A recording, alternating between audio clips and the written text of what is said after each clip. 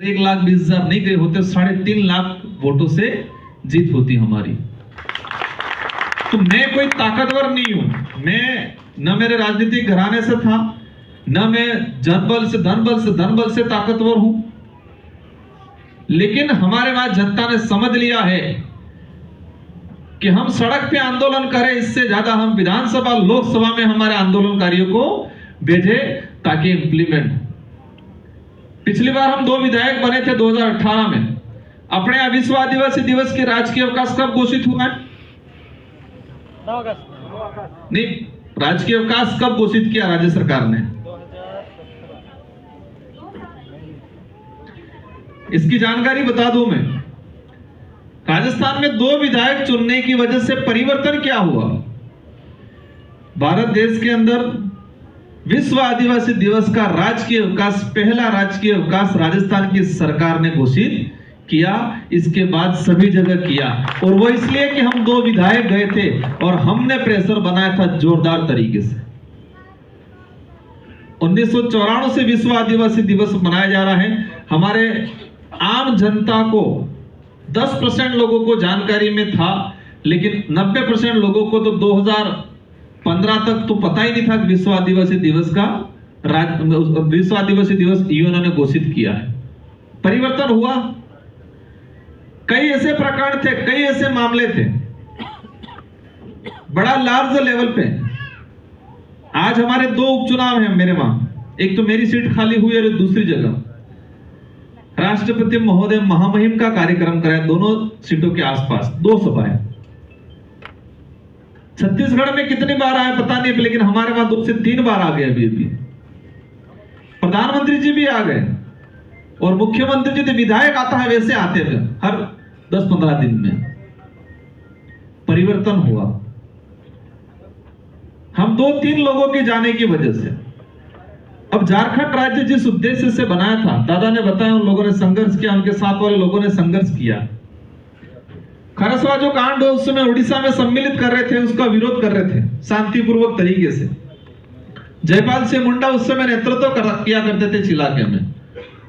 झारखंड राज्य के निर्माण में उनका भी काफी योगदान रहा, लेकिन इनका मैंने छोटा मोटा स्टडी किया। तो जयपाल सिंह मुंडा यहां से पढ़ने के बाद लंदन गए, जो टीचर थे वो ले गए, और वहां से अभी जो आईएएस की पोस्ट, आईएएस की सर्विस होती है, उस समय शायद ईएसएस करके कोई सर्विस हुआ करती थी, आईसीएस सर्विस हुआ करती थी, उसकी ट्रेनिंग कर रहे थे।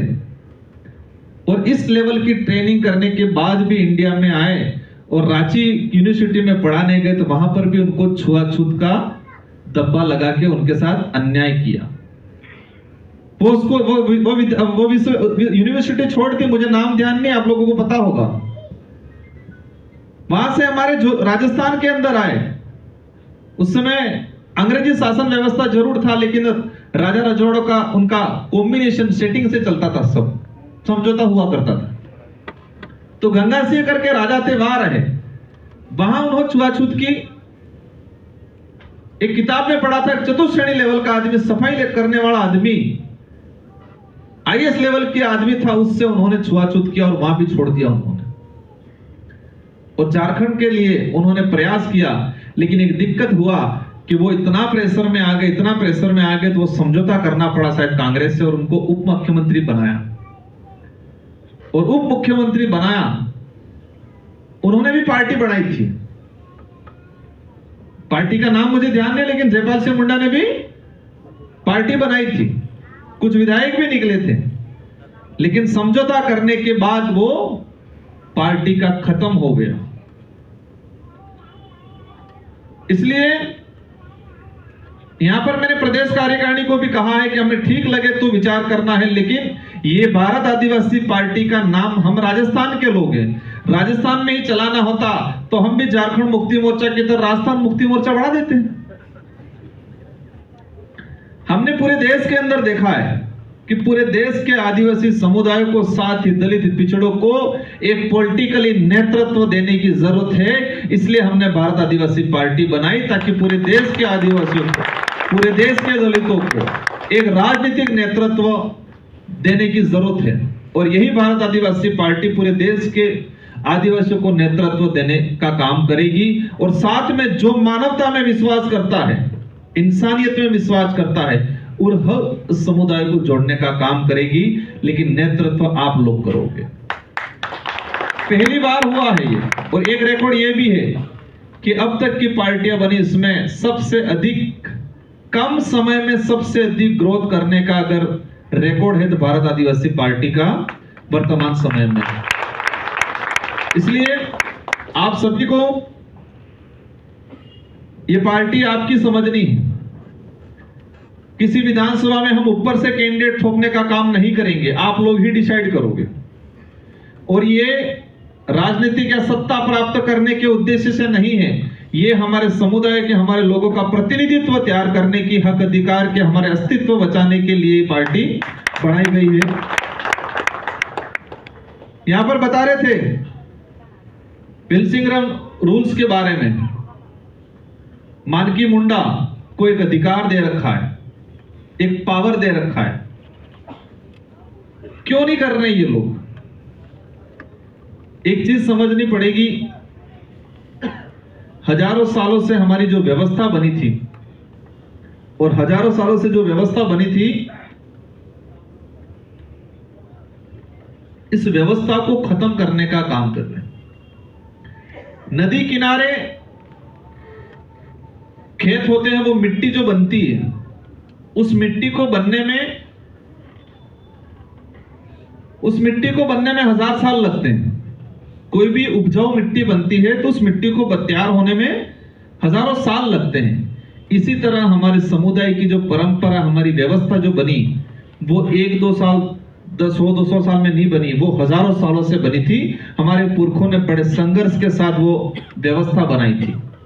तो उस व्यवस्था को जिंदा रखने के लिए, कायम रखने के लिए उन्होंने आंदोलन किए और अंग्रेजों ने भी इसको समझाया। इसीलिए उन्होंने विल्सिंग्टन रूल्स जैसे कानून लाए।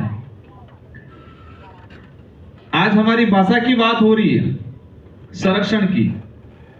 जो भाषा थी ही नहीं, ऐसी भाषा को उन्होंने मान्यता दी थी। जैसे कि हम राजस्थानी की बात करें, गुजराती की बात करें, मराठी की बात करें, अगर हिस्ट्री जानने जाएंगे तो 1500-1600 ईस्वी से पहले उनका कुछ नहीं मिलेगा कहीं।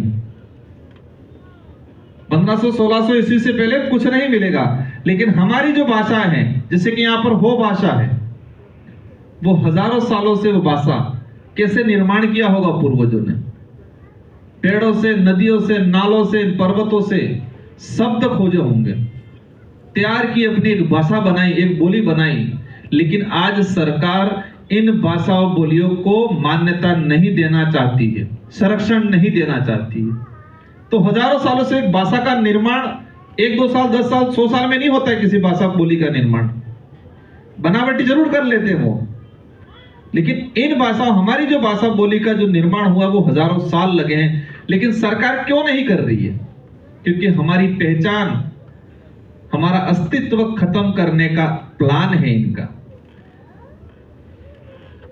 पहले वो हथियार से लड़ाई लड़ते थे, वो कलम और दिमाग से लड़ाई लड़ रहे हैं। हम उसमें फंसे जा रहे हैं। पूरे देश में आदिवासी समुदाय की हालत खराब है।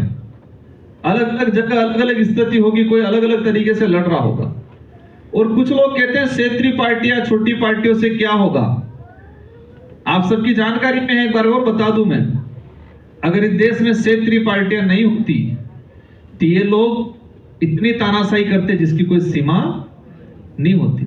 और जब भी इस देश में अभी रोजगार गारंटी का नाम ले रहे थे, यूपीए की सरकार में आया, कांग्रेस के लोग इसका श्रेय लेने की कोशिश करते हैं। अगर कांग्रेस फुल फ्रेश में होती तो क्या रोजगार गारंटी अधिनियम कानून बनता? यूपीए की 2 सरकारों में फॉरेस्ट राइट एक्ट की हम लोग आज कर रहे हैं। अगर फॉरेस्ट राइट एक्ट, वन अधिकार अधिनियम 2006 कांग्रेस फुल फ्रेश में होती तो क्या वो कानून लाती? खाद्य सुरक्षा अधिनियम, फॉरेस्ट राइट एक्ट, निःशुल्क शिक्षा अधिनियम, रोजगार गारंटी अधिनियम, ये सारे कानून क्षेत्रीय पार्टियों के प्रपोजल और उनकी प्रेशर की वजह से यूपीए सरकार ये कानून लाई, लेकिन जैसे एनडीए सरकार पूर्ण बहुमत में आ रही है उनको धीरे धीरे धीरे धीरे खत्म कर रही। फॉरेस्ट के अंदर उन्होंने अभी कानून लाया 2022 में, फॉरेस्ट में जो संदिग्ध दिखे, किसी के पास कोई हथियार हो, उसको फॉरेस्ट अधिकारी गोली मार सकते, ऐसा कानून लाई।